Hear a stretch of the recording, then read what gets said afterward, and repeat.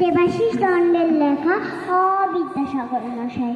কি ফ্যাশনে ফেললো গো বিদ্যাসাগর মশাই, এখন তোমার কথাটা না পারছি ফেলতে, না পারছি কিনতে।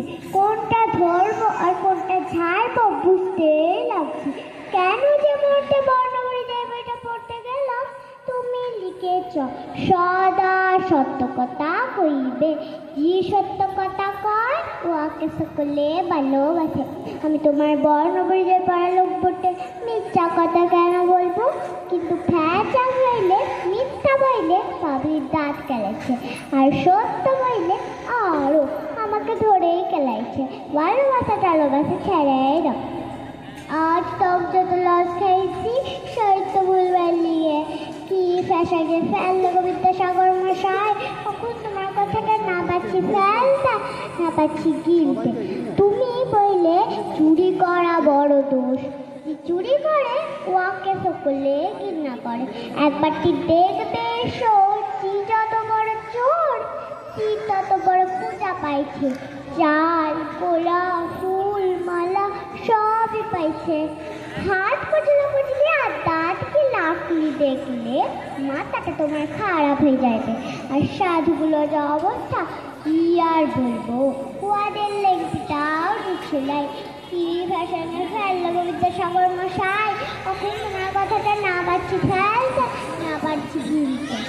তুমি সুশীল বলে একটা ছেলের কথা লিখেছ, উদ্যম তক লেখাপড়া কইত বইটা লেখাপড়া না শিখলে চিরকাল লিখতে পারবে।